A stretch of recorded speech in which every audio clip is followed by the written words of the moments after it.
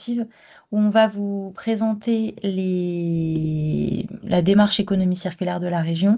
Moi, je vais revenir sur un événement qui nous a beaucoup occupé au sein de l'association, qui était le salon Reuse Economy Expo. Et ensuite, on va entrer dans une partie retour d'expérience. On aura la chance d'avoir 3 témoignages aujourd'hui. Et enfin, on vous donnera les prochains rendez-vous de ce partenariat avec un petit mot de conclusion. Sur le partenariat plutôt donc 2024, pour ceux qui avaient pu y participer, on avait organisé à la fois, là encore, des webinaires thématiques qui sont des outils pour permettre à la communauté d'acteurs basés en région de monter en compétences, de connaître les adhérents et les acteurs sur le terrain. On en avait notamment organisé deux, un autour de la restauration collective et un autre sur les retours d'expérience de collectivité et de territoire. Et puis on avait également organisé 2 journées de visite terrain, l'une à Toulouse et l'autre à Montpellier, où on était allé à la rencontre des acteurs adhérents à l'association pour voilà, créer un temps d'échange aussi entre les territoires et les apporteurs de solutions. Ce qui est toujours disponible en tout cas, et ce qui reste de ce partenariat, ce sont les fiches ressources que vous pouvez voir à l'écran. Elles sont toujours disponibles donc sur Cyclope, qui est la plateforme économie circulaire de la région. L'une est plutôt à destination des commerces vrac. Donc, si vous êtes une collectivité, un EPCI, et que vous souhaitez un petit peu avoir des billes pour vous adresser à vos commerçants, vous pouvez utiliser cette fiche ressource. Elle détaille à la fois des conseils et aussi des points de vigilance à adopter sur ce mode de distribution. Et on en a une aussi un peu plus globale sur la filière et plus spécifiquement qui présente les acteurs qui sont basés en région. Vous en voyez quelques-uns à l'écran. Voilà, donc c'est des fiches disponibles et téléchargeables gratuitement sur la plateforme. Sur le partenariat 2025, donc il est de nouveau opérationnel puisque vous êtes d'ores et déjà aujourd'hui dans l'un des temps forts et des rendez-vous de ce partenariat. On va avoir 2 webinaires, donc celui-ci aujourd'hui sur le secteur de l'événementiel et un second en novembre. On vous resollicitera à la fin du webinaire sur les thématiques qui vous intéressent. Vraiment, n'hésitez pas. On est aussi là pour répondre aux besoins des acteurs. On organisera également 2 demi-journées de visite terrain et d'ateliers collaboratifs. Donc l'idée, c'est plutôt d'être sur un format très collaboratif et de pouvoir faire émerger des pistes de solutions par rapport à des problématiques. Si vous êtes un producteur, si vous êtes un acteur public, si vous êtes un syndicat de déchets. Et enfin, sur le même modèle que je viens de vous présenter, on va avoir une fiche ressource. Là aussi, on a des petites pistes de notre côté de thématiques qu'on souhaiterait aborder, mais si jamais vous avez un besoin, une envie particulière, n'hésitez pas à le dire à la fois dans le chat ou à revenir vers nous aussi à la fin du webinaire. Voilà, pour tout ça. Et puis, je laisse donc Benoît donner un petit mot sur la démarche économie circulaire et sur la région Occitanie de manière générale. Ouais. Et pour faire la transition, donc du coup, tu l'as bien dit, mais je le redis, hein, j'appuie à nouveau, toutes les ressources sont disponibles sur la plateforme Cyclope. Donc, n'hésitez pas à venir les rechercher. Alors, il y a les fiches ressources, mais il y a aussi tous les webinaires des 2 dernières années et les replays de ces webinaires et les supports de ces webinaires que vous pouvez retrouver. Donc, n'hésitez pas à en abuser. Cyclope, c'est vraiment notre outil de partage de ressources. Et quand je dis notre, c'est pas que la région, c'est aussi l'ADEME, c'est aussi Réseau Vrac et Emploi et tous les acteurs investis sur l'économie circulaire en région. Donc, tout ce que je vous liste, que je vous reprends là, sont disponibles sur Cyclope également, en premier lieu desquels je vais vous revenir un peu sur le bilan du plan plastique, parce que ce partenariat avec Réseau Vrac et Emploi s'inscrit dans une démarche plus globale de mise en œuvre du plan régional plastique qui a été voté en 2020 sur le sujet de la fin du plastique à usage unique. Donc, allez regarder, télécharger, consulter ce document sur Cyclope. C'est le bilan à date et vous verrez des actions aussi bien sur ce sujet qu'on évoque aujourd'hui que sur les sujets du recyclage, que sur le sujet de la lutte contre les plastiques dans l'environnement. Donc, vous verrez un petit peu la richesse de l'écosystème, tous les partenariats, toutes les bonnes initiatives qui existent en Occitanie. Donc, il y a pour se faire et pour échanger une communauté dédiée sur ce plan plastique. Vous voyez le logo, vous retrouverez, vous identifierez sur Cyclope ce logo pour pouvoir aller rechercher cette ressource-là. Et un des chantiers phares dont je vous souhaitais vous parler, c'est le travail réalisé avec les collectivités autour d'une déclinaison territoriale de notre plan plastique qu'on a intitulé Charte plastique région collectivité et qui a donné lieu à des réunions de concertation dont la dernière à Castelnaudary il y a quelques semaines, très studieux et qui nous a permis de vraiment définir un plan d'action très opérationnel qui sera adossé à cette charte, hein, engagement réciproque, région et collectivité. Donc, même chose, vous retrouverez sur Cyclope des informations sur cette démarche-là. Et puis, je peux vous annoncer que la finalisation de cette charte est annoncée soit pour notre commission d'octobre, soit au plus tard celle de décembre. On essaie de faire au plus tôt. En tous les cas, je profite pour remercier tous les acteurs publics qui ont participé à ces temps de concertation. Merci beaucoup. Et puis, je crois que c'est tout ce que j'avais à vous dire de mon côté. Je donne le ballon ovale cette fois-ci à Sandrine de l'ADEME qui va se présenter et dire un petit mot également. Oui, bonjour à tous. Donc, je suis Sandrine Carvalès, ingénieure économie circulaire à la direction régionale ADEME Occitanie et je suis en charge du réemploi des emballages et hors emballage, effectivement, à la direction régionale. Donc, merci Benoît pour cette invitation et au réseau VRAC et Réemploi pour l'organisation de ce webinaire. Juste quelques mots pour vous dire que l'ADEME, bien sûr, s'associe pleinement à l'initiative de la région dans le cadre de déploiement d'événements qui permettent de mettre en lumière le réemploi des emballages et des contenants, qui s'inscrit bien sûr pleinement dans le cadre de démarches de prévention des déchets et d'une consommation plus responsable. Donc c'est un levier efficace, bien sûr, pour réduire la production de déchets et les prélèvements pardon, sur les ressources. Depuis donc quelques années là, et depuis effectivement le plan de relance, l'ADEME soutient massivement toutes les actions, enfin un très grand nombre d'actions sur le réemploi des emballages, alors que ce soit au travers d'études de faisabilité, d'aide aux équipements, aux investissements, comme des centres de lavage hein, qui sont présents déjà dans la région, donc des structures dédiées, mais aussi de l'aide à l'innovation cette année qui est ciblée sur les producteurs d'emballages. Et puis effectivement aussi des aides au soutien de la demande, hein, puisqu'on a équipé un certain nombre, on a aidé à s'équiper un certain nombre de cuisines centrales de la région en contenants réemployables. Euh, et puis on soutient effectivement aussi tous les programmes d'action qui permettent une meilleure visibilité de ces structures auprès des acteurs économiques de la chaîne des emballages. Voilà, je ne vais pas prendre plus de temps et on va passer aux choses, à la thématique de l'événementiel, donc pour parler du réemploi des emballages dans le domaine de l'événementiel. Je vous remercie. Merci Sandrine. Je clôture ce petit temps introductif pour vous parler d'un temps fort qui a rythmé à la fois de la vie de notre association et on l'espère aussi la filière du réemploi également. On a donc organisé Rio's Economy Expo. Peut-être que certains d'entre vous l'ont connu sous le nom de Salon du vrac et du réemploi. Cette année, on a une édition plus que réussie. J'ai mis quelques chiffres. Dans l'idée, on a souhaité aussi réunir non pas simplement les acteurs de l'emballage, mais aussi du réemploi, de la réparation, du reconditionnement d'autres secteurs, du mobilier professionnel notamment, et de la filière aussi des 3 E, tout ce qui est équipement électrique, électronique, électroménager, sous la bannière d'écosystèmes, leur éco-organisme, et aussi des acteurs qui ont simplement exposé. On a eu une édition avec plus de 3000 participants cette année. Ça s'est déroulé sur 2 jours au Parc Floral.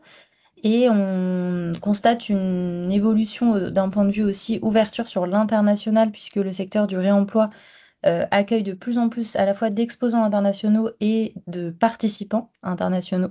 Au total, on a eu 29 nationalités différentes qui se sont réunies sur ce salon et plus de 350 solutions. Donc ça va de l'équipement au service de lavage en passant par le fournisseur de produits alimentaires, non alimentaires. Voilà, on a tout un panel de solutions, de l'emballage primaire, secondaire, tertiaire. Et puis, on a eu 177 exposants, donc c'est vraiment des chiffres importants qui montrent que la filière grandit. qu'on a de plus en plus d'acteurs à la fois opérationnels, industriels pour certains, voilà, qui agissent au quotidien sur le territoire pour apporter des solutions.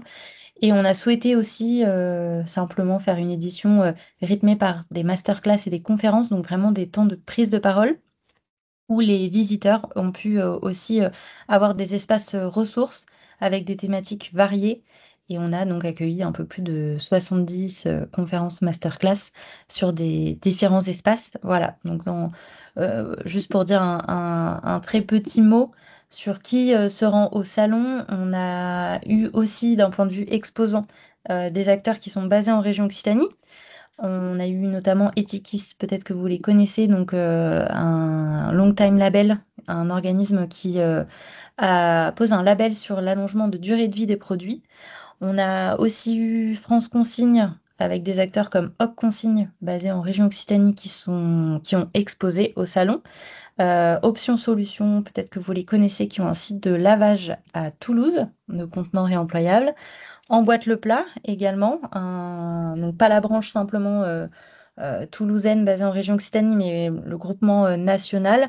Et puis également d'autres laveurs qui ont des sites assez proches de la région. Je pense à Usage à Avignon ou encore Eternity System à Perpignan. Voilà, donc on espère l'année prochaine avoir encore plus d'exposants de la région Occitanie et globalement, voilà, une très belle représentativité de la filière. Je vais pas plus m'attarder, je vais prendre 2 petites minutes avant de donner la main au premier intervenant sur les rappels réglementaires, puisqu'ils sont assez importants. Nous, au niveau national, on a la loi AGEC, dont on a fêté les 5 ans d'ailleurs en février dernier, qui cadre un petit peu les obligations à la fois des producteurs et des metteurs en marché. Sur le réemploi des emballages, je vais me concentrer sur le premier tiré qui est cette obligation qui date maintenant du 1er janvier 2023, avec l'interdiction d'utiliser de la vaisselle jetable dans les espaces de restauration de plus de 20 places assises. Alors ça concerne en fait toute une multitude de points de restauration et également aussi les lieux qui reçoivent des événements. Voilà, donc ça a permis de mettre en place, de mettre en lumière en tout cas des solutions de contenants réemployables pour le consommateur, pour la restauration sur place et à emporter. Et plus spécifiquement, ce qui va nous intéresser aujourd'hui, ça va être ce qui est inscrit dans l'article 77 de la loi AGEC sur les organisateurs d'événements, puisque aujourd'hui, ils sont dans l'obligation de s'équiper de points d'eau potable, accessibles et gratuits surtout pour le visiteur. Plus spécifiquement, cette obligation, elle s'applique pour tous les événements qui vont recevoir un minimum de 300 personnes, donc on est plutôt sur les moyen à plus gros lieu festif slash festival.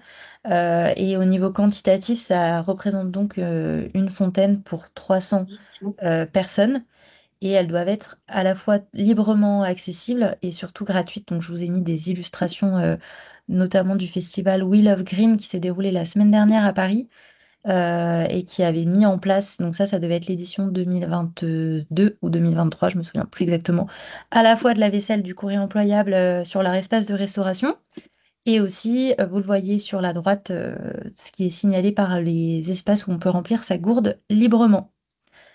Voilà, j'ai essayé de tenir le timing, donc sans plus tarder, on va passer au premier témoignage retour d'expérience avec Audrey. Je te laisse donc la main pour une quinzaine de minutes. Est-ce que tu souhaites partager ton écran ou Si tu sinon peux les passer les slides? slides, ça me va. Parfait, super. Hmm. Bonjour à tous et puis merci pour cette invitation. Je vais passer, donc c'est parti pour 15 minutes, il me semble. Je vais passer un tout petit temps à vous présenter le syndicat Piquetan. Donc nous, on est un syndicat de traitement de déchets uniquement. On a 6 groupements de communes, 3 dans le Gard et 3 dans l'Hérault, avec des territoires vraiment diversifiés, touristiques, puisqu'on va avoir tout le littoral avec des villes comme Palavas, Aigues-Mortes, Moguio, Carnon, avec toutes les plages. On a des territoires très ruraux, notamment sur le Grand Pic Saint-Loup, de l'urbain dense du côté du Lunel, et puis des territoires mixtes. Donc ça représente 89 communes pour un total de 223 000 habitants et qui monte à 272 000 si on compte la population touristique. Donc je vous le disais, on a la compétence traitement uniquement, mais avec une forte dimension prévention, parce que ce que je n'ai pas marqué sur le PowerPoint, c'est qu'on est présidé par un militant anti-incinération et que notre principal outil de traitement est un incinérateur. Donc, quand il a pris la tête du syndicat, il a souhaité qu'on fasse tout pour limiter l'incinération aux déchets pour lesquels il n'y a pas d'autre solution. On peut passer à la slide suivante. Euh, donc, dans les grands projets qu'on a mis en place et qui est le plus gros, c'est qu'on a appliqué un contrat de performance pour l'exploitation de l'incinérateur. Quand il a fallu renouveler la délégation de service public, on a demandé à l'exploitant non plus seulement de traiter les déchets qu'on lui a apportés, mais de mettre en place de la prévention pour nous aider à réduire l'incinération.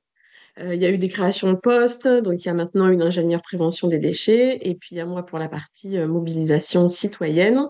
On a également déployé 10 animateurs biodéchets dans les intercos membres du syndicat pour les aider à déployer des solutions, notamment sur le compostage de proximité. Et puis, on monte des appels à projets et des subventions pour favoriser le développement de projets d'économie circulaire, notamment. Je fais un peu rapide sur cette partie parce que ce n'est pas le cœur du sujet. On peut passer à la diapositive suivante.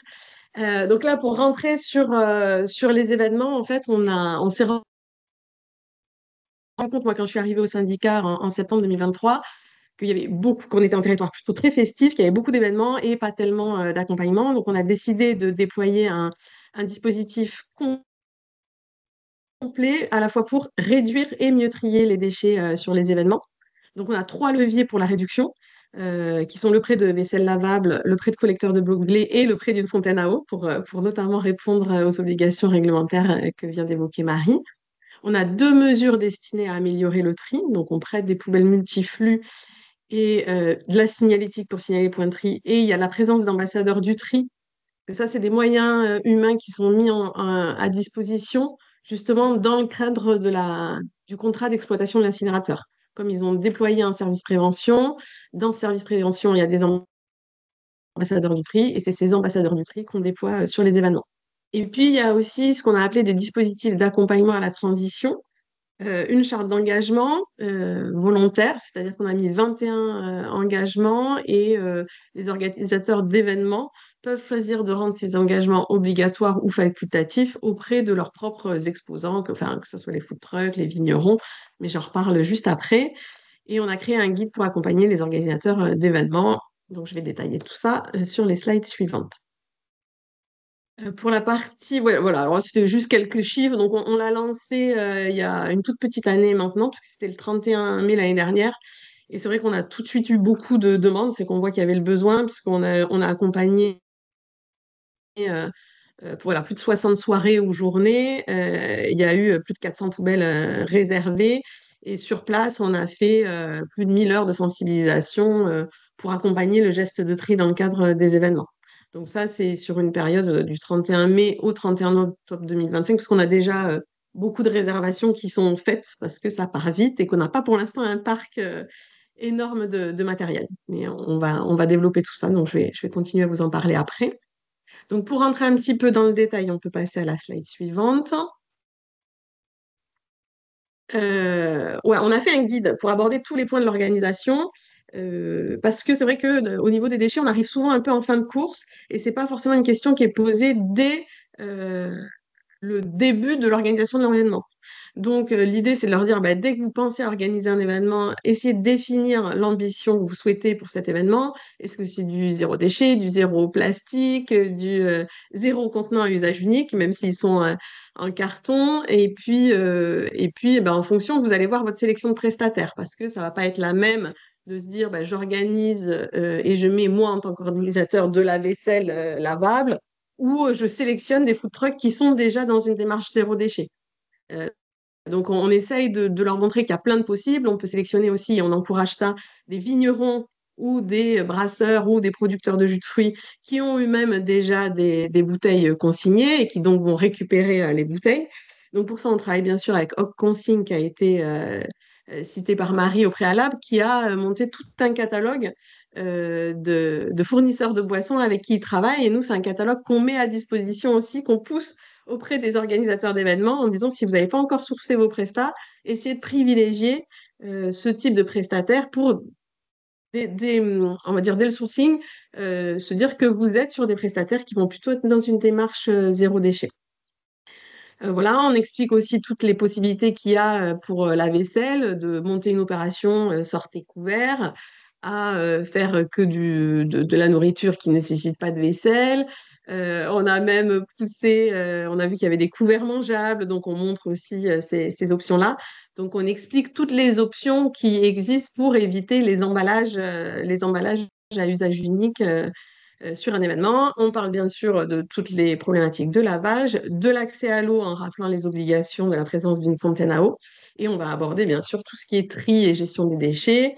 Et on va les accompagner aussi sur les plans d'implantation du matériel pour que le tri puisse se faire correctement ensuite par les festivaliers. Et on aborde la partie sensibilisation à la fois des exposants et des festivaliers. Ce guide, il est en ligne. Vous avez le lien juste en dessous. Il est en ligne sur notre site internet. Vous pouvez le trouver hyper facilement.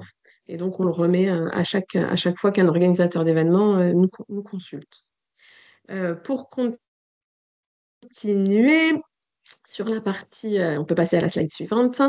Voilà, donc on a fait une charte d'engagement volontaire. Pareil, elle est disponible en ligne.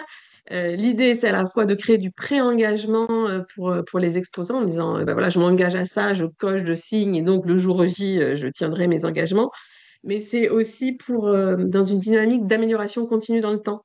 C'est-à-dire qu'ils peuvent, une année où ils viennent là, découvrir un truc et se dire, ben, je ne suis pas en capacité de le faire cette année-là, mais l'année prochaine, je le ferai. Parce qu'il y a des trucs très simples en disant, ben, déjà, proposer des portions enfants ou adultes ou ne pas mettre la feuille de salade en déco parce qu'on sait qu'elle ne va pas être mangée. Donc, il y a des petites choses faciles à mettre en place qui peuvent leur donner des idées de ce qui peut se faire pour les années suivantes. Voilà, donc ça aussi, je peux la mettre à disposition sans problème. Euh, Slide suivante. Voilà, donc sur le tri, et après on va vraiment passer au réemploi. Donc en fait, vous voyez, on met à disposition des poubelles de tri qui sont des tris nomades, qui sont pliables. Donc c'est vraiment la tente 2 secondes de la poubelle. Et en fait, les flux sont adaptables en fonction du territoire ou de la typologie de l'événement. Donc les capots que vous voyez sur la poubelle, là, ils sont interchangeables. Donc sur un événement, par exemple, là, on a fait un très gros événement où il y avait 10 000 personnes sur une soirée. Et en fait, on s'est rendu compte que le cas de flux, quand ils sont autonomes et qu'il n'y a pas un ambassadeur du tri à côté, ça fonctionne pas bien. Et donc, on s'est dit qu'on allait plutôt limiter à du 2 flux quand ils sont autonomes et du 4 flux quand il y a des ambassadeurs du tri et dire qu'on limite le 4 flux là où il y a des espaces de restauration où ils sont assis et sinon, sur le reste de l'événement, c'est du 2 flux. On prête aussi des oriflammes pour signaler les points de tri. Et on met aussi des flyers sur table pour indiquer le tri des déchets et le fait que la vaisselle est lavée. Parce que je vais vous en parler juste après, sur des événements, on s'est rendu compte que les festivaliers prenaient la vaisselle lavable pour de la vaisselle jetable, parce qu'ils sont trop habitués à de la vaisselle jetable. Et donc, on a fait des petits flyers pour mettre sur les tables et expliquer que la vaisselle n'est pas à jeter. Et on va attaquer maintenant la partie réemploi, qui est celle qui nous intéresse le plus.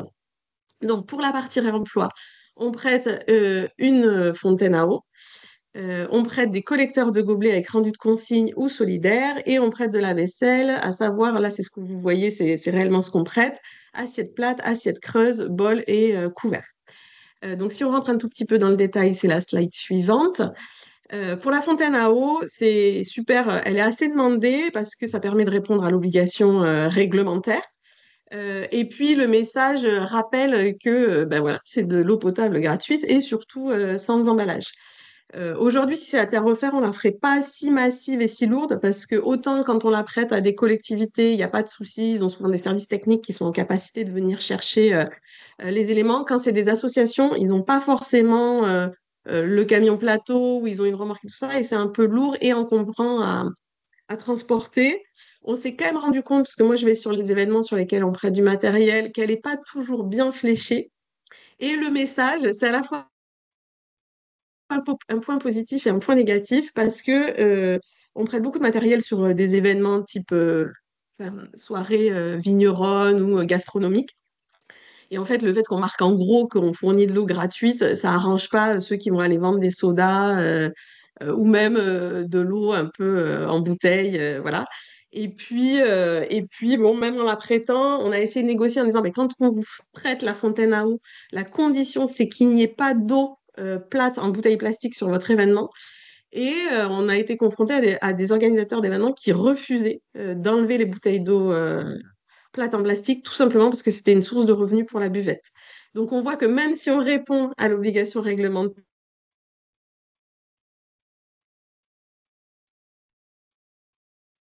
et plastique, parce que tous les organisateurs d'événements ne souhaitent pas forcément retirer ce produit-là de la vente de leur buvette. Certains, oui, hein, certains ont vraiment des ambitions très fortes en matière de déchets, mais d'autres ne le souhaitent pas pour l'instant. Donc, c'est des discussions qu'on continue à avoir. Dans la démarche, on ne force jamais, on leur demande juste de faire le point s'ils peuvent sur le revenu généré par les bouteilles d'eau en plastique, et on voit si c'est acceptable de retirer ça pour eux l'année suivante. Voilà. Donc, parce que parfois, ils ont l'impression, et puis quand on leur demande de formaliser vraiment ce que ça leur rapporte, ils peuvent se rendre compte que finalement, ça leur rapporte pas tant. Et le fait d'enlever les bouteilles d'eau en plastique, ça renvoie quand même un bon signal en termes de réduction des déchets. Donc ça, c'est pour la partie eau. Pour la partie vaisselle, nous-mêmes, on est sur une évolution constante parce que, quand on préparait, je partageais notre expérience avec Benoît. Au départ, quand on a voulu traiter de la vaisselle, on a vraiment voulu aller jusqu'au bout et de ne pas mettre de plastique du tout. Donc, on a souhaité récupérer de la vaisselle auprès d'Emmaüs.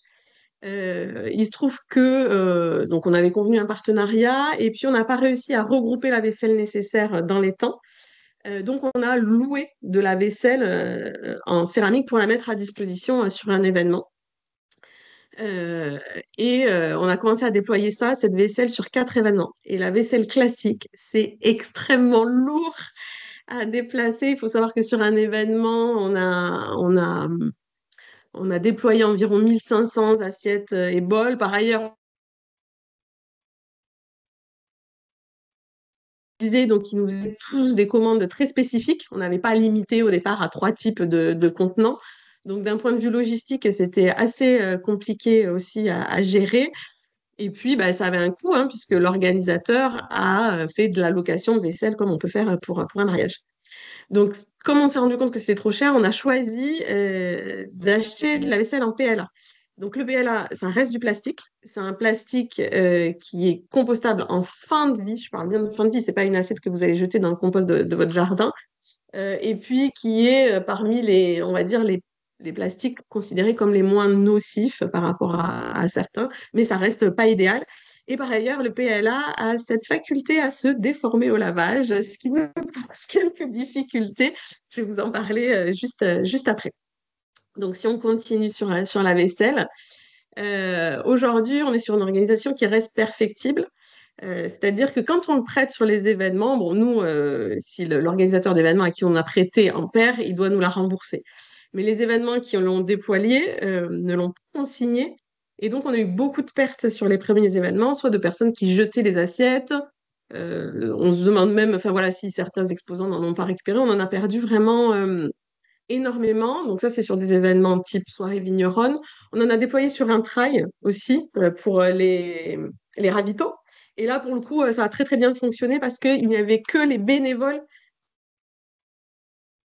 qui géraient le parc d'assiettes, en fait. Puisque quand on est sur des ravitaux, que ce soit pour les salades de fruits, les oranges, ils ont dit par exemple pour les oranges à couper, c'est vachement plus pratique parce que ça évite que l'orange détrempe l'assiette en carton et qu'il y ait besoin de changer le truc tout de suite. Bon, pour tout ce qui est trail et événements sportifs, la vaisselle marche très très bien. Donc on a un peu de confusion avec de la vaisselle jetable. Au départ, quand les événements là, que vous voyez qu'on a mis en photo, c'est les printanières et automnales du Pays de l'Or, qui sont très très engagés sur le zéro déchet. Et au départ, quand on a annoncé à tous les organisateurs que ça allait passer en vaisselle réemployable, il y a eu un peu de résistance parce que ça demande une autre organisation. Il fallait qu'ils nous commandent la vaisselle au préalable. Eux, ils n'étaient pas sûrs de pouvoir connaître les proportions à mettre dans les assiettes. Alors, c'était une acceptation difficile au départ, mais après, ils ne voulaient plus changer. C'est-à-dire ceux qui ne nous avaient pas commandé la vaisselle lavable, ils étaient avec leur vaisselle jetable et en fait, ils ont dit maintenant, nous, on en veut aussi. Donc, on voit que c'est difficile au départ, mais qu'après, il y a en plein. Voilà, ça demande un engagement indispensable de la part de l'organisateur de l'événement. Aujourd'hui, on déploie beaucoup plus les poubelles de tri que la vaisselle parce que c'est une organisation logistique et ils n'arrivent pas pour l'instant à concevoir que c'est une organisation au même titre que le reste. Quand on fait un événement, il faut déployer des tables et des chaises. Et ben aujourd'hui, il faut aussi prévoir la vaisselle.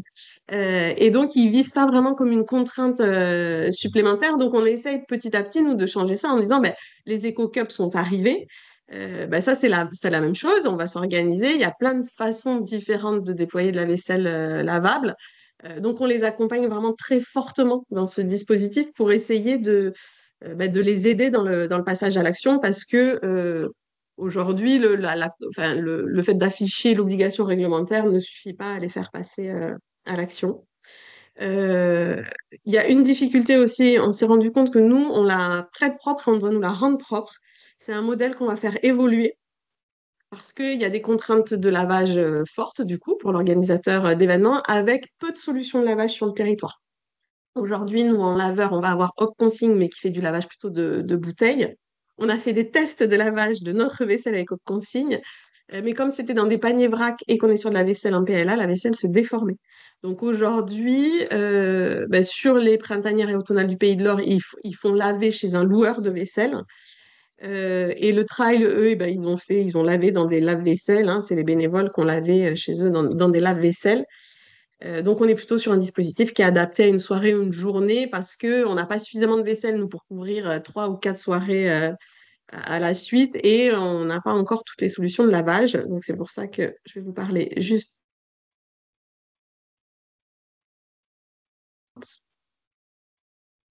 Voilà, donc en fait, on a fait des améliorations, on a modifié le système de retour parce que sur les premiers événements, on faisait rendre la vaisselle au pied des poubelles et ça faisait beaucoup de logistique après pour les organisateurs pour la récupérer, pour aller la ranger dans un lieu où on stockait toute la vaisselle sale.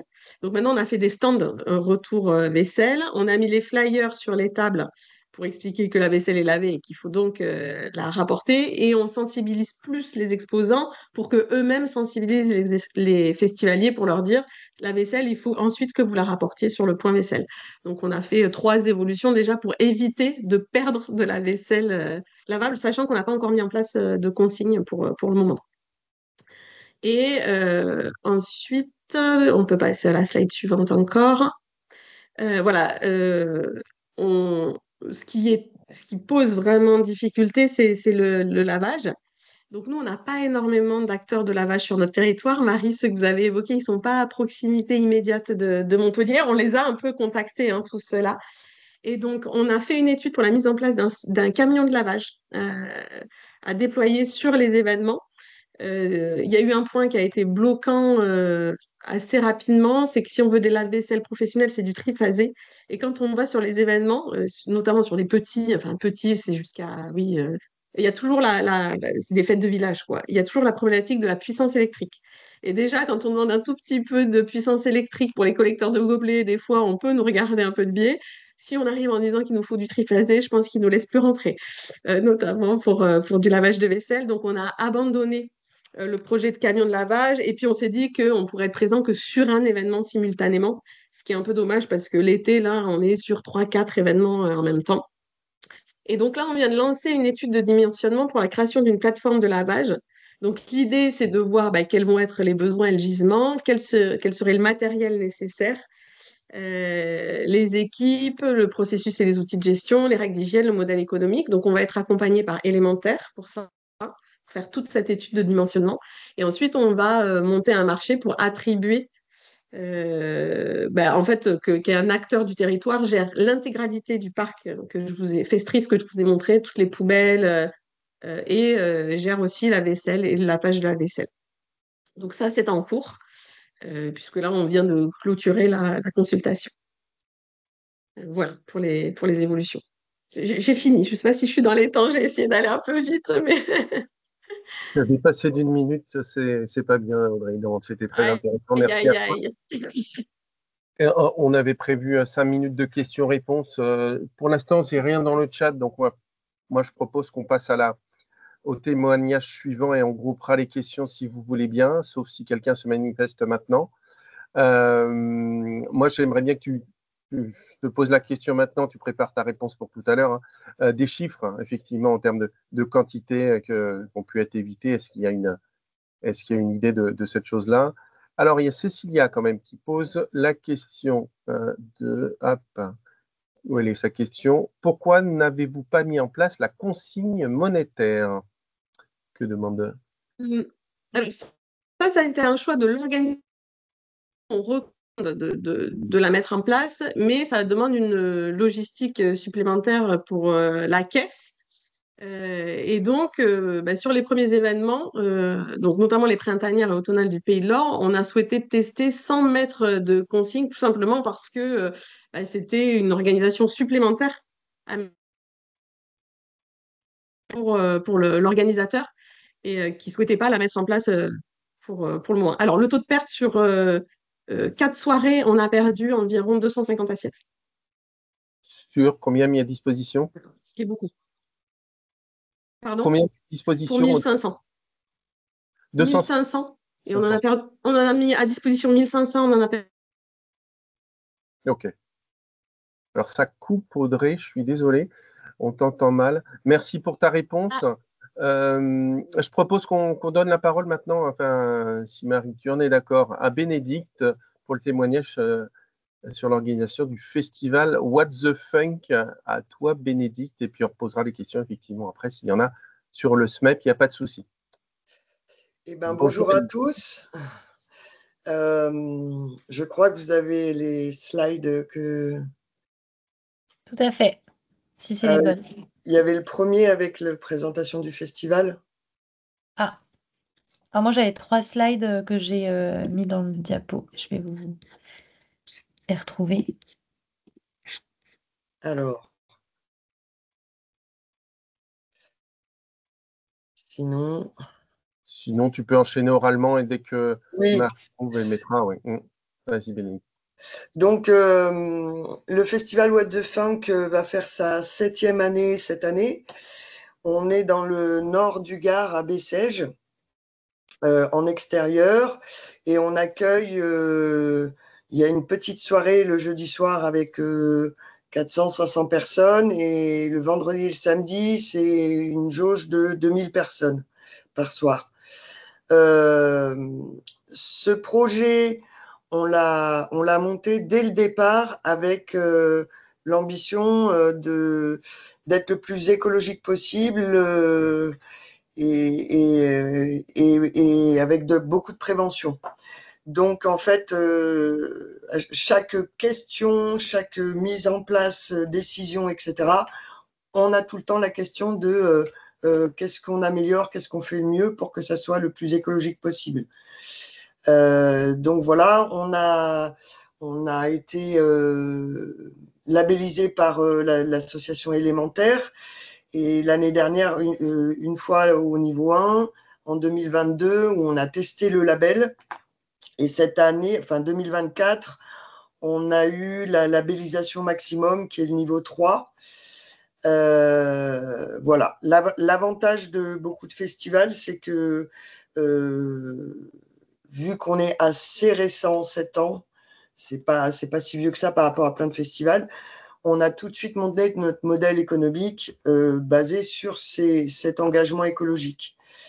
Donc, dès le départ, on a pris des décisions, comme vous disiez tout à l'heure, pour l'eau, de jamais vendre de bouteilles d'eau, etc. Donc, nous, on n'a pas dû changer notre modèle économique en disant il faut enlever, on vendait de l'eau avant, maintenant on n'a plus ce budget, comment on fait? Parce que je sais que pour certains festivals, c'est compliqué d'enlever certains budgets. L'autre démarche qu'on a voulu mettre en place, c'est une des valeurs qu'on a, c'est l'émancipation collective. Donc nous, on a décidé de travailler au maximum avec le local, parce que quand on est écologique, il n'y a pas que le traitement des déchets, mais il y a eu aussi beaucoup la mobilité et les gaz à effet de serre. Voilà. Donc, on essaye de travailler, par exemple, pour vous donner un exemple, avec des food trucks qui sont déjà avancés là-dessus, mais on préfère prendre un food truck local et pas à 100 km, qui n'est pas bio au départ, qui n'est pas écologique au départ, et on a écrit des chartes et on accompagne les food trucks locaux à évoluer dans ce sens-là. Et en fait, ça marche. Ça marche. Il y a des food trucks qui se sont mis petit à petit au bio, ou même des partenaires commerçants chez qui on va commander des choses, notamment pour le bar, par exemple. On est arrivé à enlever les bibes de vin, etc., petit à petit, avec la cave à vin du local qui s'est mis à faire des cubis recyclables, etc., pas recyclables, même réutilisables, et qui s'est mis à faire du bio qui n'en faisait pas avant. Voilà, c'est dans ce sens-là on veut aussi développer sur place l'accompagnement de tous les acteurs avec qui on a affaire pour que le territoire, en fait, évolue dans ce sens-là. Donc, on n'a pas toujours, voilà, tout dépend du territoire où vous êtes. On peut partir, même si on a des volontés d'être très avancé sur l'écologie, si le territoire ne l'est pas, au début, tout ne correspondait pas à nos attentes. Mais on les a accompagnés pour que petit à petit, ça soit de plus en plus en accord avec nos valeurs. Voilà. Après, pour mettre en place le traitement des déchets, donc nous, on a commencé par faire un diagnostic de la filière du territoire. Donc, qu'est-ce qu'il y avait? Parce qu'on s'est rendu compte que moi, j'ai été sur d'autres festivals où on a fait énormément de tri avec plein de poubelles différentes et le territoire, en fait, ne triait pas autant. Donc, tout ce qu'on triait sur place, ils le remettaient ensemble. Donc, c'est du travail, des fois, qu'on a fait pour rien. Donc, on a commencé par un diagnostic des filières qu'il y avait en place. Sur notre territoire, c'est la Comcom qui gère ça. Après, on a fait un diagnostic de qu'est-ce qu'on avait comme déchets sur notre festival. Et après, vraiment un diagnostic plus précis sur les différents espaces. Dans tel espace, on a quel déchet, dans tel espace, on a quel déchet, etc. Et après, pour mettre en place les bons contenants suivant les endroits, que ça soit au public, dans la partie, nous, organisation derrière, la partie artistique, la partie technique, etc. Et avec ce diagnostic, c'est un petit boulot à faire. On arrive après à mettre en place un tri des déchets vraiment adapté au festival. Voilà. Après, je voulais vous parler, la diapositive suivante. Voilà, on a travaillé au maximum, donc je vous dis, chaque décision pour l'évolution du festival, on réfléchit à la réduction au maximum des déchets. Alors, vous verrez que sur le tableau, on compte nos déchets à la fin du festival, ou en volume ou en kilos. Vous verrez que nous, ça n'a pas diminué, mais parce qu'on a eu une augmentation entre 2023 et 2024 du public et des partenaires. Donc, on a été beaucoup plus nombreux, c'est pour ça que ça a augmenté. Mais en gros, par rapport à un événement normal et le nombre de festivaliers qu'on reçoit, c'est pas énorme. En tout cas, en ordures ménagères, on n'a pas grand-chose. On a beaucoup plus en compost. Donc, nous, on a mis en place du compost cru, du compost cuit, les deux, qu'on redistribue à des locaux ou une ferme ou même des particuliers qui utilisent ça pour leurs animaux. Pour parler de la vaisselle, nous, on a mis de la vaisselle participative, donc on a de la vaisselle en dur pour tout ce qui est la partie organisation. On est une centaine de personnes pendant une semaine à chaque repas. Et pendant l'événement, on arrive à entre 150 et 200 personnes par repas. Et donc, pour pouvoir passer à la vaisselle en dur, on ne voulait pas que dans notre équipe, il y ait des équipes qui fassent de la vaisselle tout le week-end. Donc, c'est quelque chose qui commence à bien se faire sur les festivals. On a mis en place la vaisselle participative. Ça veut dire qu'on a une sorte, vous voyez l'image, un bac de lavage avec d'abord c'est rinçage de l'assiette, après on lave avec du produit, après on rince et on laisse sécher. Voilà, et du coup, chacun est autonome dans sa vaisselle. Et il y a juste l'équipe de la cuisine qui ramasse régulièrement la vaisselle qui a séché.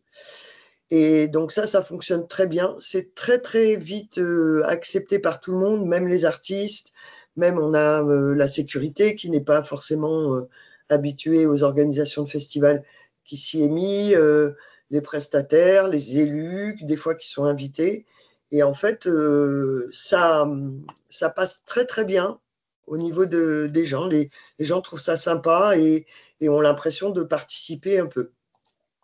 On a essayé l'année dernière de le mettre en place au niveau des food trucks. Mais à la demande d'un food truck, il y a certains food trucks qui commencent à mettre ça en place. C'est aussi une grosse organisation quand on est à un festival important au niveau du public. Donc l'année dernière, on a mis ça en place avec un food truck. Nous, on ne peut pas fournir la vaisselle à tous les food trucks, enfin en tout cas pour 2000 personnes. Donc, c'est à la volonté des food trucks pour l'instant, mais on essaye de les accompagner là-dedans. Et ce qu'il y a, c'est que pour l'instant, il faudrait qu'ils aient une équipe en plus qui gère que ça. Et là, on avait essayé de mettre justement une station de lavage pour le public, mais on n'avait pas une équipe assez conséquente. Il faut en fait, pour que le public petit à petit, qui ne connaît pas encore ce système-là, s'y mette, il faut au moins 2 personnes qui, toute la soirée, gèrent la station de lavage. Et on n'a pas, nous, on s'était dit qu'on passerait toutes les heures vérifier, changer l'eau, ramasser la vaisselle. Et en fait, le public n'est pas encore assez sensibilisé à ça, donc il faudrait mettre 2 personnes constamment à la station de lavage. Donc voilà, et on manque crûment de moyens, de budget, etc. Donc cette année, on a laissé tomber pour les food trucks parce qu'on a un gros événement. Après, il y a des événements jusqu'à 500 personnes qui mettent la vaisselle à disposition pour le public. Ça marche et qui font eux-mêmes leur vaisselle. Donc ça marche sur les petits événements quand il n'y a pas de trop. Et puis, il faut avoir aussi beaucoup de vaisselle. Au niveau de la vaisselle, comment on arrive à gérer la vaisselle en dur, c'est qu'on travaille beaucoup avec des recycleries qui ont, dans toutes les recycleries, ressourceries, il y a énormément de vaisselle qui ne coûte rien du tout. Pour 20 €, on peut avoir de la vaisselle pour 50 personnes. Alors effectivement, c'est très lourd. Donc nous, on essaye de développer et de pousser que il faudrait même que chaque village ait un stock de vaisselle qui soit utilisable par toutes les associations. Voilà, parce que effectivement, d'aller faire des kilomètres pour aller chercher de la vaisselle en dur qui prend de la place et qui est très lourde, alors qu'en fait, de la vaisselle comme ça, que les gens donnent dans les recycleries, il y en a quasiment dans tous les territoires. Donc, en fait, nous, c'est ce qu'on aimerait qui se développe. Et nous, on met notre vaisselle à disposition tout au long de l'année à toutes les associations, les petites associations qui veulent s'en servir. Et même, on ouvre ça aux particuliers pour un mariage, pour un anniversaire, etc. On pousse pour qu'il y ait plus, de moins en moins, sensibiliser la population, pour qu'il y ait de moins en moins de vaisselle jetable. Donc, du coup, les food trucks restent avec de la vaisselle jetable, mais recyclable. Il y a eu une obligation de passer à la vaisselle compostable. Et en fait, ça ne marche pas du tout parce que le public n'est pas assez sensibilisé à ça, en tout cas pour l'instant. Hein. Et donc, du coup, ne mettent pas du tout la vaisselle dans les composts, mais le mettent dans les poubelles de recyclage. Et cette vaisselle, il faut savoir que ça coûte très, très cher, la vaisselle compostable. Donc, c'était une perte énorme, enfin, une augmentation des coûts pour les food trucks. Et en plus, derrière, ce n'était pas mis dans les bonnes poubelles. Donc, pour l'instant, on a accepté encore la vaisselle compostable pour les food trucks. Mais on essaye petit à petit, comme je vous dis, de passer en vaisselle en dur avec de la sensibilisation. Donc, on espère que d'ici quelques années, on y arrivera. Au niveau dans la réduction des déchets aussi, et des plastiques surtout, je vous ai mis, Les éco-cups, donc comme tout le monde depuis très longtemps, maintenant ça c'est accepté par tout le monde, on a mis ça. Mais on avait, comme je pense la vaisselle recyclable, énormément de pertes. En gros, sur une soirée, en moyenne, les éco-cups, c'est un tiers qui disparaît ou qui part avec le public. Donc ça veut dire que chaque année, on refaisait des éco-cups. Chaque année, ça veut dire qu'on refait du plastique. Donc aujourd'hui, il y a un gros réseau qui commence à développer ça dans les festivals, c'est de faire des éco-cups non floqués, parce que beaucoup de festivaliers faisaient la collection, mais aujourd'hui, les gens se retrouvent avec 50 ou 100 éco-cups chez eux.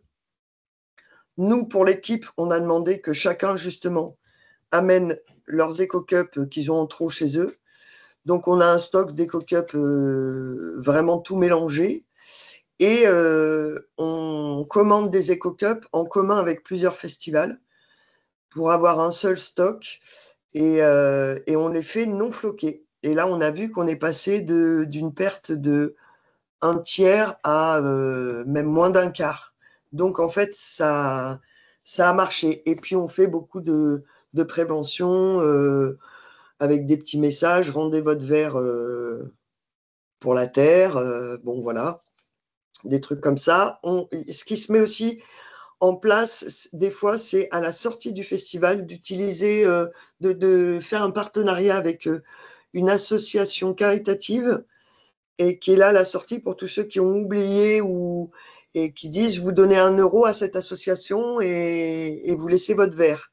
Et ça marche très bien. Les gens ont l'impression de faire. Ont l'impression, ils n'ont pas l'impression. C'est une bonne action pour une association caritative. Et nous, on récupère les verres et là, on passe même à presque 10% de pertes. Donc voilà, il y a plein de choses comme ça qui ont été pensées sur les festivals, qui sont mis en place, qui sont des bonnes idées. Ouais. Et Bénédicte, je vais Oui. juste te demander, est-ce que tu peux accélérer pour la fin, s'il te plaît? Oui, bien sûr. Excuse-moi. On a mis en place, on est arrivé à enlever toutes les bouteilles d'eau en plastique. Sur la partie privée, on met des bouteilles d'eau en verre, même pour les artistes, où ils ont une sorte de gourde en verre. Des fois, il y a des gourdes en métal aussi, qu'ils ont pour toute la soirée et qu'ils laissent. Au niveau du bar, on a enlevé on travaille avec les brasseurs, par exemple, pour tout ce qui est. Les brasseurs maintenant font de la limonade aussi en fût. Donc maintenant, on n'achète plus rien. On achète des bibes pour le jus de pomme, par exemple, et tout le reste est en fût. La bière, le vin est en contenant réutilisable. Et nous, on utilise énormément de matériaux recyclables et notamment pour la déco aussi, il y avait pas mal de plastique qu'on jetait chaque année. Et là, maintenant, on n'utilise que du recyclable en déco, de la récupération et on réutilise toute notre déco chaque année, qu'on retransforme, etc. Donc voilà. Et la dernière slide, voilà. Ce qui est très très important, nous, qu'on a trouvé et qu'on a mis en place, c'est l'implication du public au maximum. Donc une énorme communication qu'on essaye de rendre ludique avec comme ça, plein de petites pastilles à la couleur du festival. Donc c'est beaucoup plus ludique. On distribue beaucoup des kits et des cendriers de poche faits main avec des tétrabriques. On arrive à faire des cendriers. On distribue des kits campeurs. Donc, tous ceux qui campent sur place, ils ont un kit individuel de poubelles, de cendriers, etc. Et on a surtout beaucoup développé des chartes qui sont signées par toute l'équipe. On a des informations, l'équipe est sensibilisée, l'équipe entière. C'est très important d'avoir toute l'équipe qui suit derrière les protocoles qu'on met en place au niveau du public. Le public aussi est au courant de la charte, elle est affichée partout. Et du coup, on a beaucoup, beaucoup de retours du public, comme quoi c'est super de faire ça, etc. Voilà. je ne sais pas s'il y a d'autres choses, j'ai essayé de faire vite.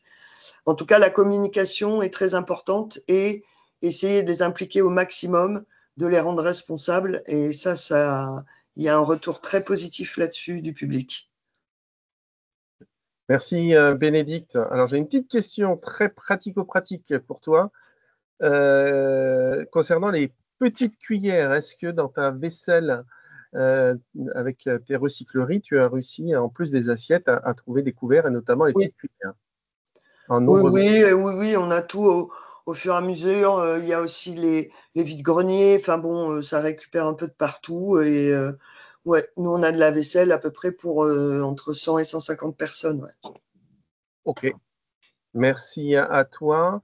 Si d'autres ont des questions, n'hésitez pas à les poser. Je fais un petit retour en arrière à destination d'Audrey concernant le coût. Voilà, l'évaluation du coût du réemploi. Est-ce que tu as pu chiffrer, objectiver les choses sur le réemploi versus l'usage unique? Voilà. Ouais. Nous, pour les organisateurs d'événements, c'est tout bénef, entre guillemets, on fait une mise à disposition gratuite. Donc, Mm. ça veut dire qu'ils n'ont pas besoin d'acheter, genre, le trail, là où ils achetaient des gobelets en carton, des assiettes en carton et des couverts en bois. Ils n'ont pas eu besoin puisqu'on leur a prêté les couverts, les assiettes et il n'y a aucun frais pour eux, si ce n'est humain, en fait, de gérer la logistique. Mais c'est pour ça que je disais qu'on a fait un accompagnement très fort, c'est parce qu'on sait que ça demande un petit peu de ressources humaines supplémentaires. Et donc, pour le moment, on veut absolument pas qu'il y ait un coût supplémentaire. Et même quand on va intégrer le lavage, il y a des syndicats de traitement de déchets qui absorbent intégralement le coût du lavage. Je sais pas si ça se fera. Euh, mais voilà. Donc, nous, on n'organise pas d'événements en propre, mais quand on prête, c'est mis à disposition gratuite. Ok, merci. Merci à toi. Audrey, alors c'est pas une question, mais c'est une intervention Doc Consigne qui disent qu'ils sont en capacité de faire du lavage d'éco-cups et de location de matériel type caisse et palox. Donc voilà, euh, l'offre se diversifie à côté consigne. Est-ce qu'il y a d'autres questions maintenant ou alors on passe à notre troisième témoin? Il sera toujours temps effectivement de revenir auprès de nos deux premiers témoins. Je ne vois rien dans le chat, vous non plus, j'imagine. Donc on va proposer au troisième témoin, Marie, Oui, la parole. j'en profite du coup en voyant le message de Sophie pour dire que évidemment on organise ce webinaire et qu'on ne peut pas faire intervenir l'ensemble des apporteurs de solutions sur le territoire, mais que vous avez la fiche ressources que j'ai évoquée en préambule sur Cyclope qui du coup détaille aussi les laveurs basés en région par typologie. On sait qu'on a aussi Évidence aujourd'hui qui assiste à ce webinaire. Voilà, donc j'en profite pour glisser ce mot-là et je passe donc la main à Louis de MBPAC Réemploi qui va vous parler plutôt côté solution, comment l'offre se déploie en région Centre-Val de Loire. Merci beaucoup. Donc, bonjour à tous. Du coup, Marie, c'est toi qui passes les diapos, c'est ça? Oui, si ça te va, Bon, je passe. parfait. Je t'en prie. Eh ben, directement passer à celle d'après. Parfait.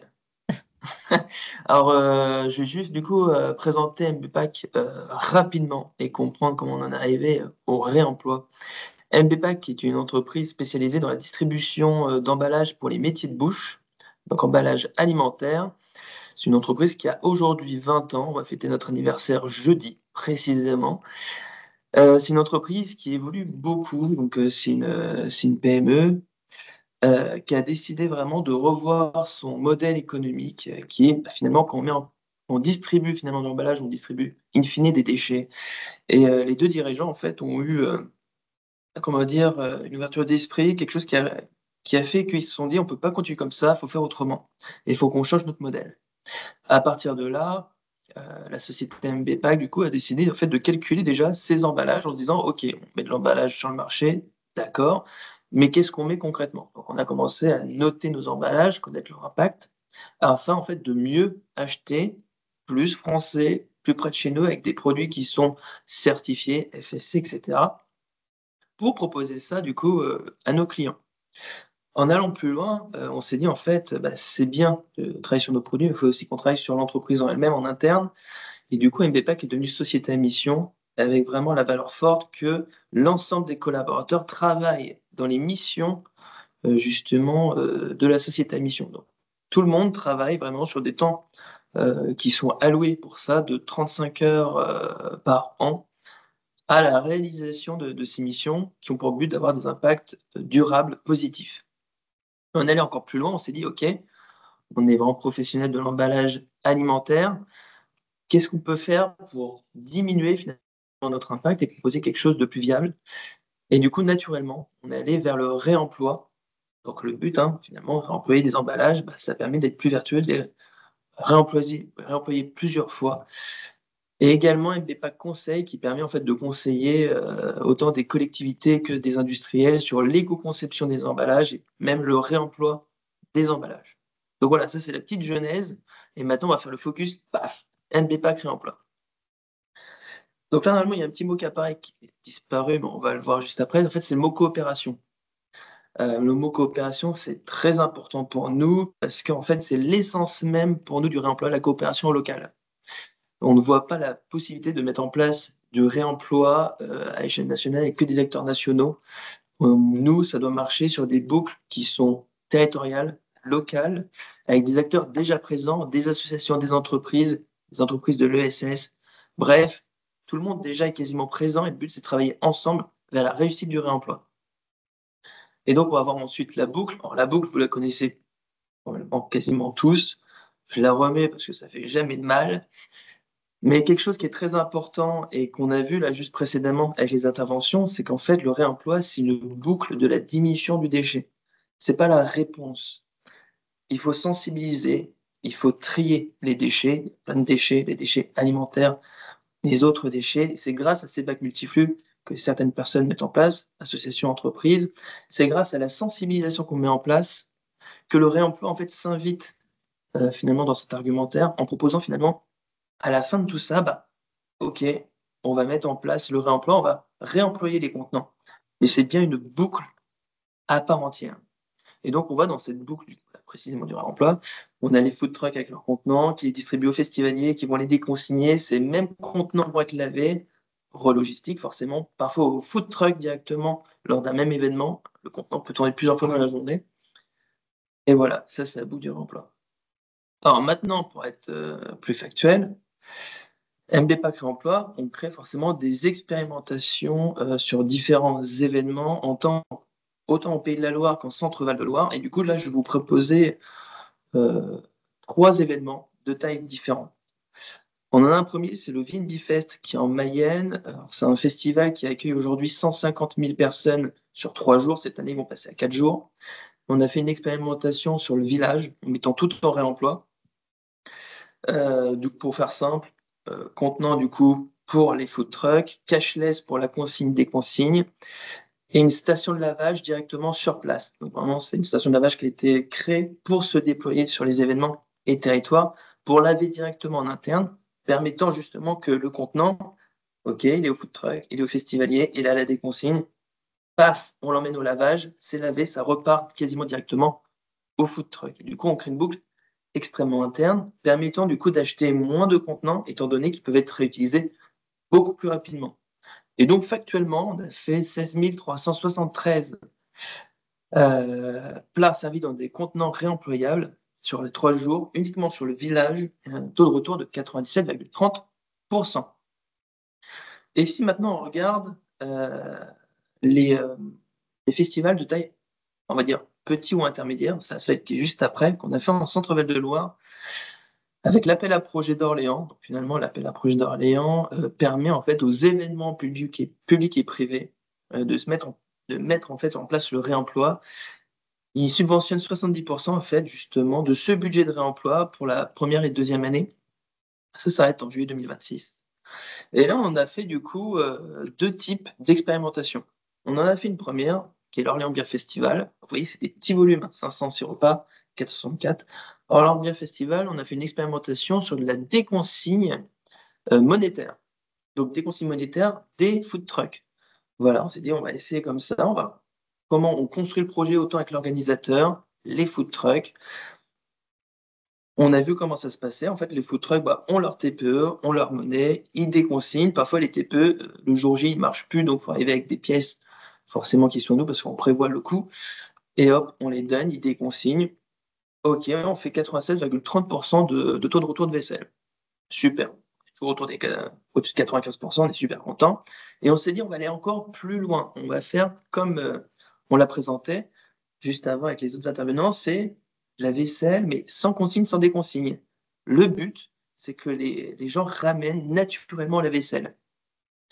On a fait la première expérimentation à la Jane, qui est une soirée étudiante, vraiment des étudiants qui viennent pour passer une soirée. Donc on pourrait se dire que ça va être le bazar, enfin, ils viennent passer un bon moment, un peu festif, et finalement, les jeunes sont très éduqués à ça, en tout cas très très bien compris, et la preuve, on a 94,83% de taux de retour.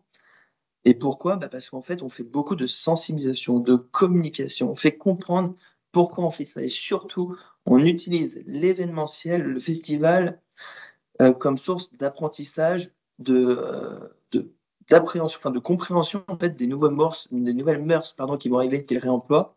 En fait, en les faisant jouer, en les faisant comprendre dans un événement amusant, quelque chose de fun, en fait, au fur et à mesure, ils vont comprendre que c'est facile à faire, en fait, le réemploi, il faut juste ramener son contenant. Ils le font en événement, ils vont le faire de plus en plus à l'école, dans les entreprises, avec les plateaux repas réemployables. Et ensuite, dans leur vie de tous les jours, ils vont aller au Biocoop, ok, c'est du réemploi. Au Super U, par exemple, dans les 4 régions, avec Citeo, ok, ça va être du réemploi. Et en fait, de plus en plus, ils comprennent que le réemploi, c'est pas si contraignant.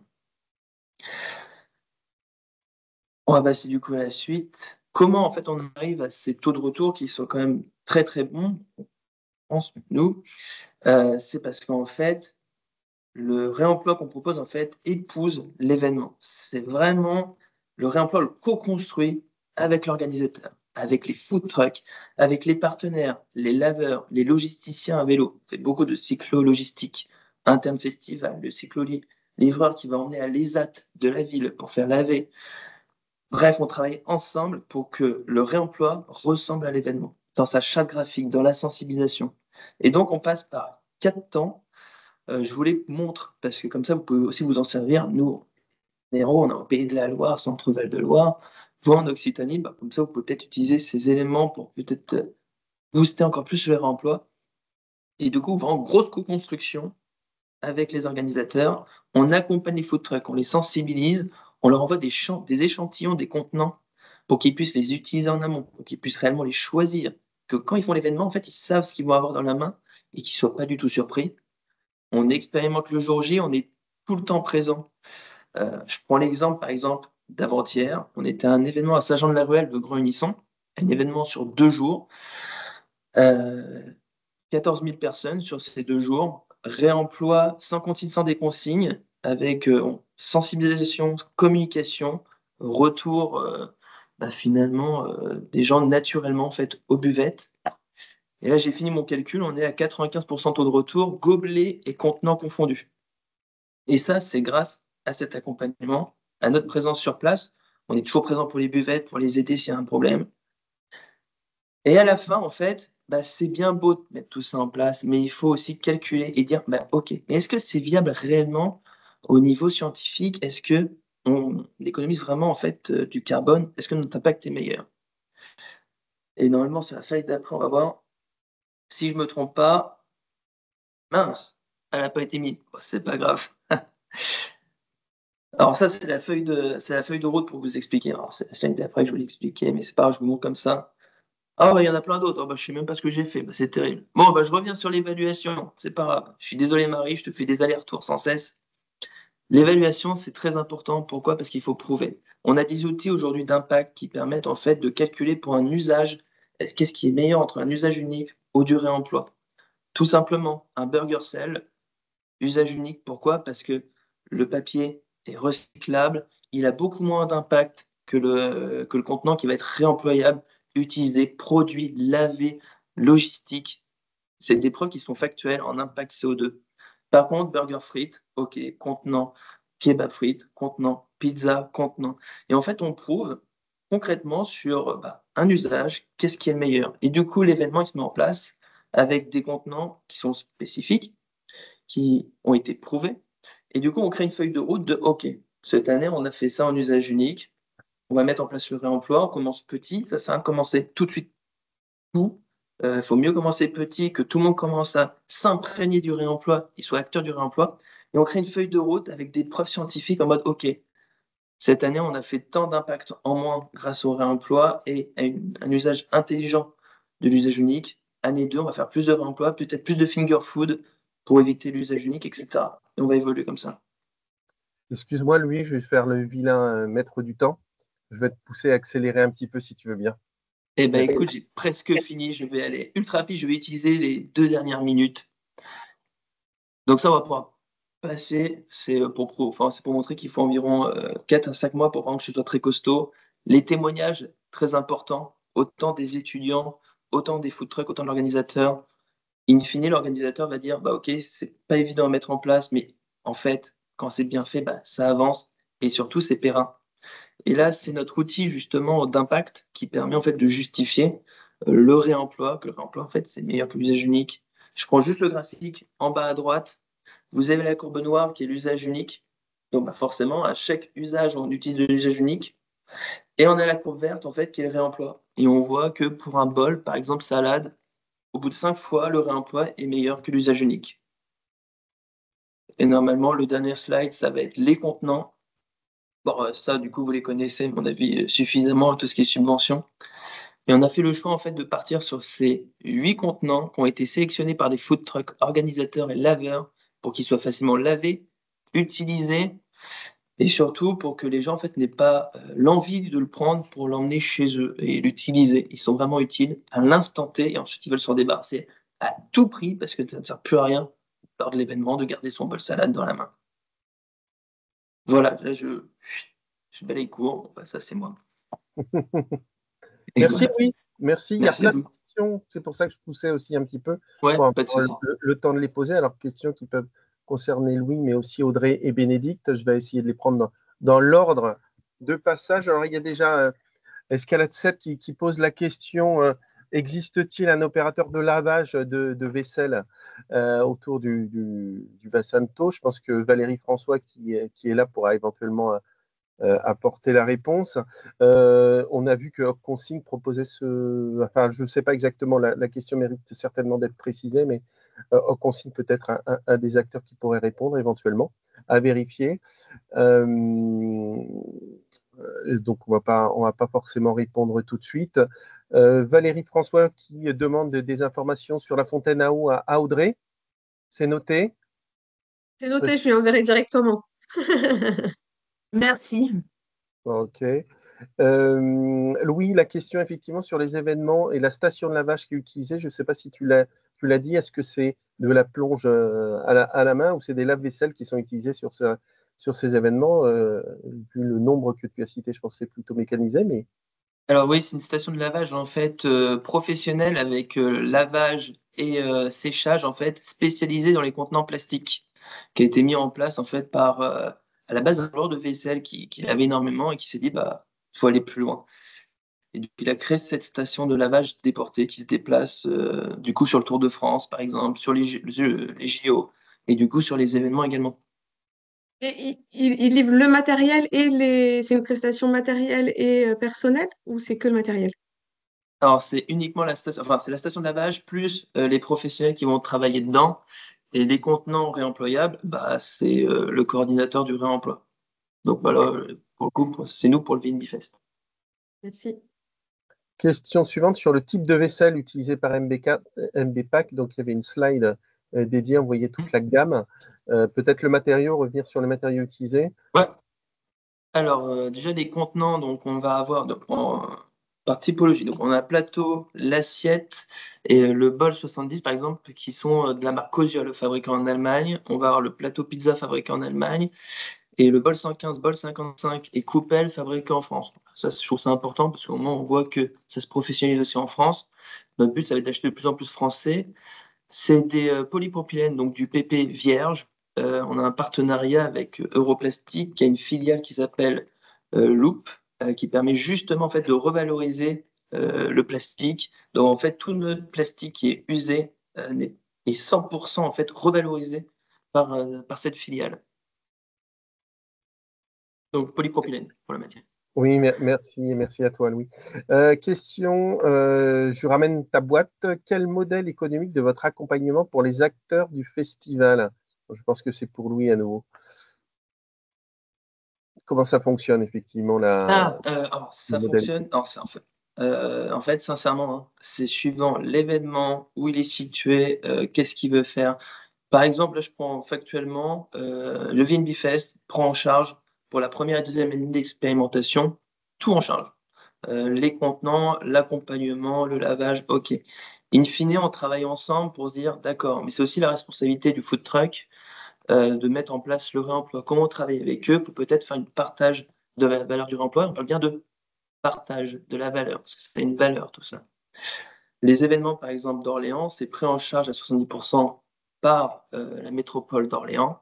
Les 30% sont pris en charge par l'organisateur avec qui on travaille justement pour les années prochaines en mode, OK, comment on intègre encore plus les food trucks pour peut-être qu'ils payent une partie, ou bien c'est le ticket d'entrée où il y a une éco-participation des visiteurs. Tout est possible. Le fait est, c'est que la première année d'expérimentation est forcément plus chère que les autres parce que c'est là où on construit tout.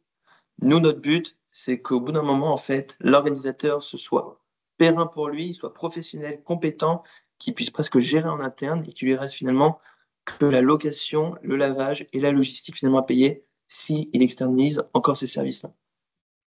Okay. Merci Louis. Tu as donné des chiffres sur l'usage unique versus le réemploi en termes d'émissions carbone, enfin d'impact carbone.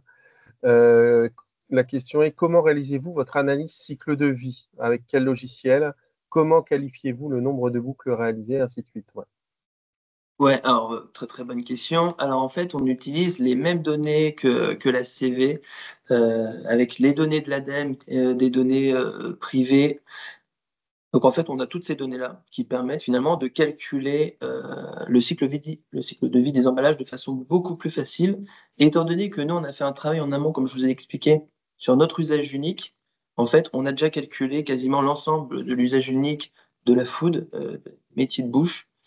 Donc en fait, on a déjà tout quasiment, et en fait, on compare avec le réemploi. C'est un logiciel qu'on a créé en interne pour prouver, pour donner des éléments scientifiques aux collectivités et organisateurs d'événements. Et comment on qualifie le nombre de boucles réalisées? Alors, on pourrait parler par exemple de boucles de lavage et dire que tous nos contenants font 500 lavages, ce qui est faux, in fine, parce qu'en fait, ils n'arrivent jamais à 500 lavages. L'usage, en fait, forcément abîme le contenant. Et nous, du coup, on fait des tests et on fait des analyses au fur et à mesure que le contenant vit. Ça veut dire que, par exemple, l'assiette, elle a tourné 25 fois, on va l'analyser avec des experts. OK, 30 fois, on analyse. Et en fait, on dit qu'après 35 fois, on va retirer l'assiette, on va l'emmener chez notre partenaire qui va revaloriser l'assiette et on va remettre une nouvelle. Parce qu'on sait qu'au bout de 35 fois, l'assiette a été usée et qu'au-delà, ça ne marche pas. C'est un travail qu'on a travaillé avec la DDE-TSPP, qui est du coup le service de la protection de la population au niveau national, pour justement mettre en place quelque chose, une règle de rigueur, mais qui suit aussi des analyses scientifiques qui soient fiables, et pas uniquement des nombres de lavages par contenant théorique. Ok. Je pense que c'est dans le même sens la question de Charlotte sur comment validez-vous la réemployabilité des emballages Icône Festival. Il y a tout un travail en amont. Je vais te laisser répondre aussi sur la validation de l'aptitude au réemploi de ces emballages. Ouais. Oui, bien sûr. Bah, en fait, c'est des emballages qui ont été validés par les food trucks. En fait, ils ont été utilisés en amont par les food trucks, validés par le laveur pour que ce soit facilement lavé et par les organisateurs. La réemployabilité des emballages, pour nous, c'est un contenant est réemployable dès qu'il peut être réemployé un grand nombre de fois, mais en étant cohérent. Et c'est pour ça que je parlais de 35 fois. Au bout de 35 fois, en fait, on le sort parce que nos analyses disent que généralement, au bout de 35, il faut mieux sortir ces contenants du parc et en remettre des nouveaux. Mais nos logiciels, en fait, prouvent que, par exemple, hein, pour le bol carton versus un bol 115 centilitres de chez Europlastique, au bout de 5 fois, le bol, 115 centilitres de chiroplastique réemployable, est meilleur que l'usage unique. Donc imaginez 35 fois, ça décuple nécessairement.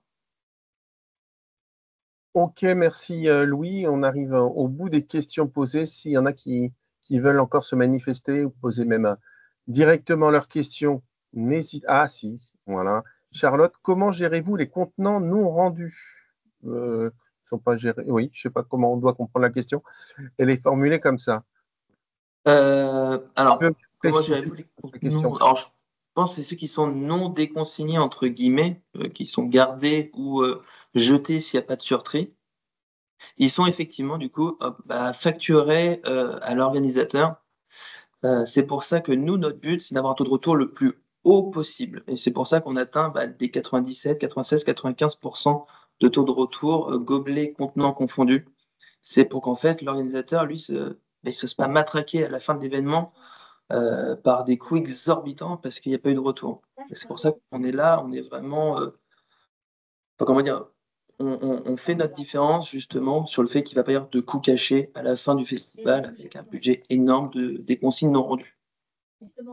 Et oui, ils passent du temps en amont parce qu'en fait, ils voient que c'est périn, c'est concret et que les taux de retour en fait vont être vraiment très bons s'ils s'y mettent tous et qu'ils sont acteurs du projet.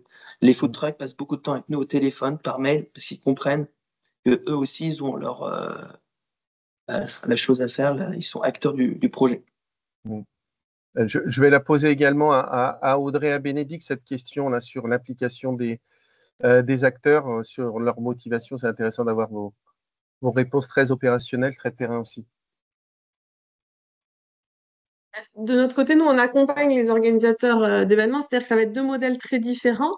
Louis, il va accompagner ceux qui sont volontaires et qui sont déjà, donc ils vont faire l'effort d'aller chercher un prestataire, je pense, qui va les accompagner parce qu'ils ont passé le cap d'être volontaires. Nous, on a une démarche qui est beaucoup moins poussée parce que je suis seule à gérer le parc Festrif, mais qui est très accompagnante. C'est-à-dire qu'on est à l'inverse, on fait de la mise à disposition gratuite pour essayer de convaincre ceux qui sont encore pas passés à l'action, quoi.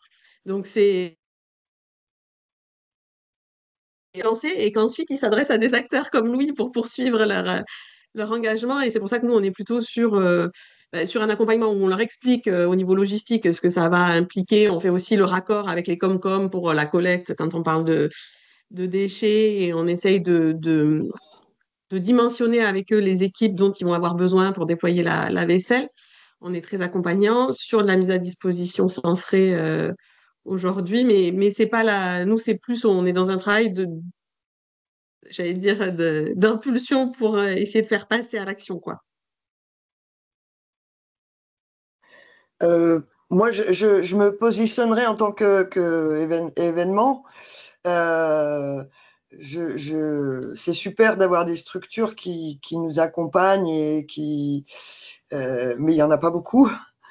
Et donc, je pense que c'est les événements engagés qui veulent bien passer du temps.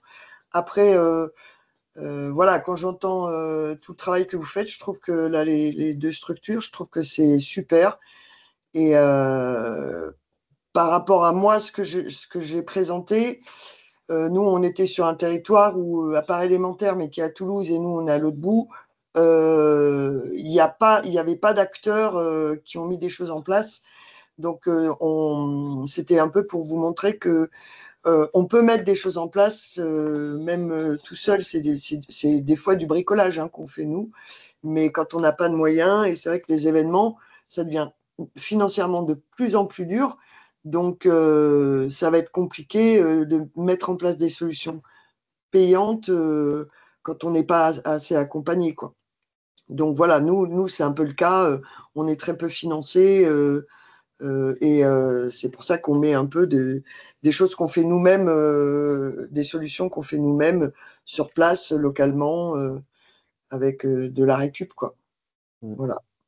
Et tout ça est très complémentaire, Bénédicte. On voit effectivement que suivant les territoires, la dimension de l'événement, la typologie de l'événement, il y a des solutions qui passent soit par de la prestation, soit par l'investissement même des bénévoles Ouais. et des personnes à la tête des événements pour que ça fonctionne. Et bravo à tout le monde. Mais c'est vrai que ça demande même pour un événement d'être militant, quoi. C'est beaucoup de temps, hein. Ok, merci. Louis, une petite précision demandée par Charlotte, mais tu peux peut-être l'écrire dans le chat sur la validation de la remplacabilité des emballages avec les fournisseurs. Et puis nous, on va passer sur la fin, si tu veux bien. Marie. Oui. Un grand merci en tout cas à nos trois intervenants qui ont permis d'avoir des éclairages très complémentaires et très précieux pour par la suite avoir un peu un effet boule de neige sur d'autres événements. Petit point juste sur les rendez-vous, on n'aura pas le temps de le faire là, mais on vous fera sûrement donc passer un petit sondage d'une part pour recueillir les thématiques qui vous intéressent sur le prochain webinaire qui aura lieu en novembre, ainsi que sur les demi-journées thématiques d'ateliers. Voilà, on est vraiment très preneur de vos besoins. Donc on vous fera passer quelque chose. Retenez bien en tout cas les dates. Prochain rendez-vous, on est sur 2 demi-journées, l'une à Montpellier et l'autre à Toulouse pour balayer l'ensemble de la région, sûrement début octobre, sous forme d'ateliers collaboratifs comme je vous ai dit tout à l'heure.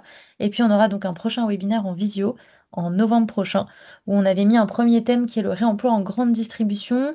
Euh, D'une part parce que Citeo a lancé son dispositif Reuse qui vise à proposer des emballages réemployables en grande distribution accessibles pour le consommateur. Et donc, on aura aussi des retours d'expérience en novembre suite à ce lancement la semaine dernière. Voilà, si vous avez des idées au fil de l'eau, mettez-les dans le chat et sinon on reviendra vers vous par mail. C'est ça, oui, je conforte ce que tu viens de dire. N'hésitez pas à donner vos idées, aussi bien pour les webinaires que pour les fiches ressources, que pour les demi-journées, enfin les journées qu'on a prévues en présentiel. Tu as fini, Marie, de ton côté? J'avais deux toutes petites ressources, dont une que tu veux présenter sûrement, Benoît, ce qui est la cartographie. Tout à fait. Alors ça, c'est pour ceux qui étaient à notre forum économie circulaire l'an dernier à Gruissan. J'en profite pour vous dire que le prochain est déjà fixé au 13 novembre 2025, toujours à Gruissan. On vous attend nombreux.